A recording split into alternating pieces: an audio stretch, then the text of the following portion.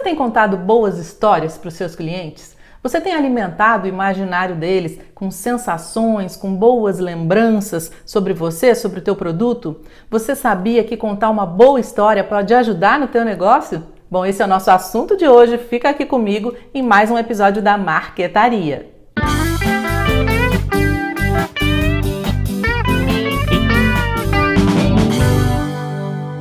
Olá, seja muito bem-vinda, muito bem-vindo a mais um episódio da Marquetaria, nossa oficina de marketing. Aqui a gente fala sobre posicionamento de marca, sobre marketing humanizado, marketing emocional, boas histórias, storytelling, que inclusive é o nosso assunto de hoje. Então fica aqui comigo, me acompanha. Eu sou Cibele Costa, sou comunicadora, sou também especialista em marketing, vou te ajudar, vou te conduzir, ficar com você aqui nesse episódio e nos próximos, claro, eu quero você sempre aqui comigo. E vamos lá, nosso assunto de hoje então é storytelling. Afinal, o que é isso? Vamos começar explicando o que é storytelling e depois eu vou falar para você como é que isso pode ajudar na tua empresa, ajudar a vender teus produtos, a oferecer os teus serviços, tá bom? Então fica bem ligadinho aí que você já vai entender tudo. Começando aí pelo princípio, né? As pessoas amam histórias. As pessoas amam histórias e elas usam as histórias nas suas narrativas pessoais para contar a sua vida o tempo todo. Isso acontece desde o homem das cavernas. O homem das cavernas, ele saía para caçar, então existia o hábito de voltar para a caverna, né, para o lugar onde ele vivia e reunir com as outras pessoas, com as outras famílias, para contar lá as aventuras que ele vivia, ou então as desgraças, né? Tudo isso era contado ao redor da fogueira. Era um momento de socialização. Através da oralidade, se passava, né? Ele passava tudo que ele viveu. As pessoas sempre gostaram, então, de se reunir para ouvir e contar histórias. Isso acontece até hoje, quando você sai para o happy hour, quando você se reúne com os amigos, com a família, para contar como é que foi a semana, para vivenciar novamente, contar as lembranças de tudo que aconteceu. A gente ama história, a gente ama contar e a gente ama ouvir. Na tua infância, com certeza, tem algum caso muito especial de uma história bacana que você ouviu.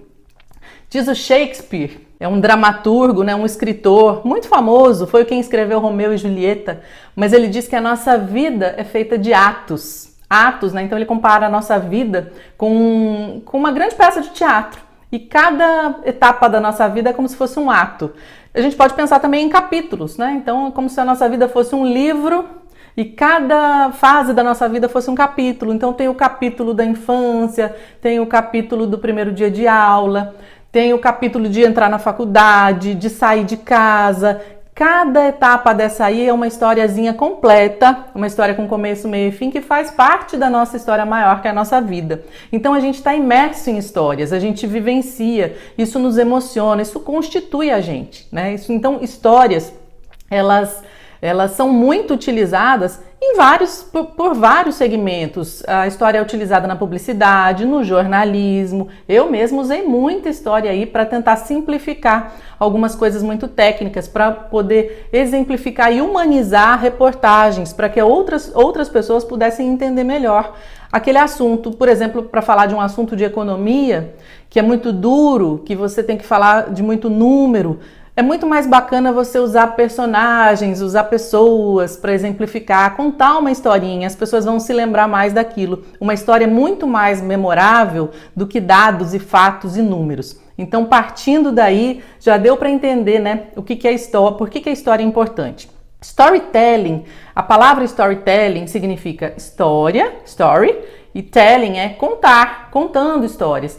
Traduzindo assim do inglês, a gente pode dizer que storytelling é contação de histórias. Mas é qualquer história? É contar de qualquer jeito? Não, é uma técnica storytelling. Ele tem muito a ver com persuasão, é você usar essa técnica da contação de histórias de forma persuasiva, de forma com que você consiga atingir lá um emocional da outra pessoa, no caso dos negócios, para conseguir ganhar o cliente, trazer ele para o seu lado, para que ele te entenda, ele te compreenda, ele compreenda o que você oferece, ele se conecte emocionalmente com você, ele entenda melhor seus valores e também o produto que você vende, o serviço que você vende, entendeu? Então, as grandes marcas, elas usam storytelling o tempo todo.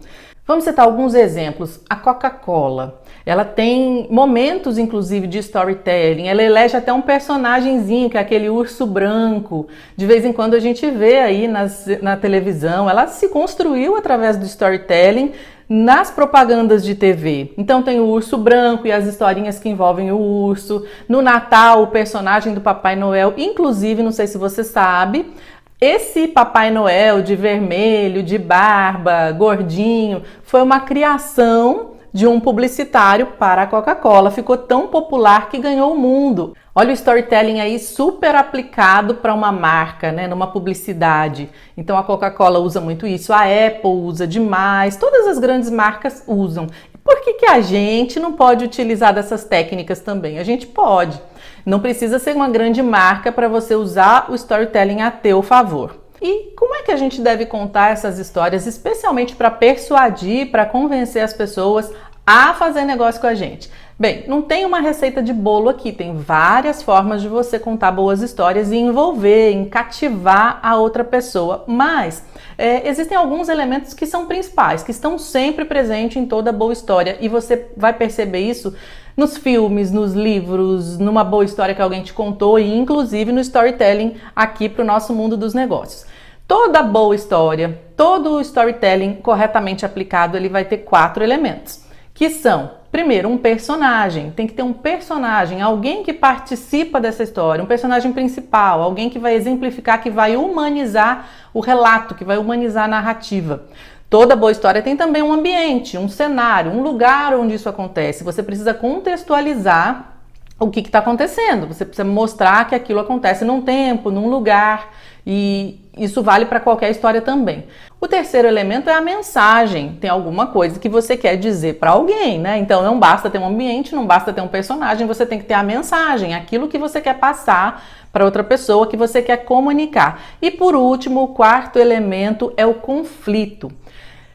Toda boa história tem um conflito. Toda boa história, para ela não ser xoxa, não ser mais uma, não ser uma qualquer, para que ela envolva, para que ela emocione, tem que ter um problema para ser resolvido. Tem que ter alguma coisa que a pessoa está querendo ir atrás. Para exemplificar, para você entender bem como é que está presente, onde é que a gente encontra esses elementos do storytelling nas histórias, eu vou pegar a história que todo mundo conhece aqui, a história da Chapeuzinho Vermelho. Olha só, na história tem a personagem, que é a própria Chapeuzinho. Tem outras personagens também, não precisa ser só um personagem. Tem aí o ambiente, o cenário, que é a floresta, o caminho da floresta. Tem uma mensagem. Na história, a Chapeuzinho vai levar uma cesta de frutas para sua avó.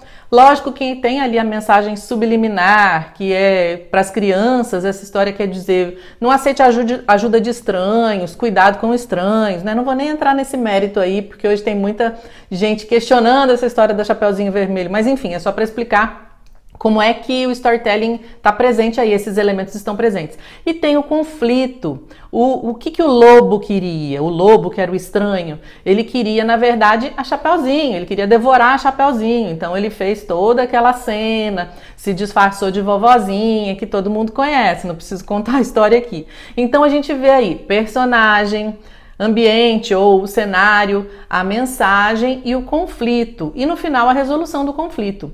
Toda boa história tem que ter um conflito, porque senão ela é xoxa, ela não comunica nada, fica sem graça. Então a gente tem que usar esses elementos, é bem legal usar esses elementos, esses 4 elementos nas histórias que a gente conta.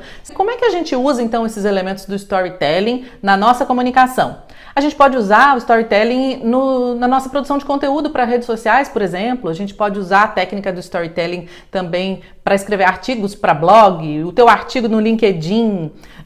Você pode escrever um livro sobre isso, você pode conduzir o teu processo de vendas usando elementos do storytelling. Tem duas grandes escolas, vamos dizer assim, de storytelling. A primeira delas, que é descrita por um autor chamado Joseph Campbell, ele fala da jornada do herói. É muito usado em filmes, esse tipo de storytelling, né? A jornada do herói. A gente pode pensar no Batman, no Homem-Aranha, Jornada nas Estrelas. São 12 passos que um herói tem que vencer até concluir a história, até chegar num ponto, passar pelo clímax, pelo conflito e chegar no ponto final. Eu não vou detalhar aqui esses 12 passos, isso é assunto até para um outro episódio, a gente pode falar dele bem detalhadamente, mas é muito conhecida a jornada do herói.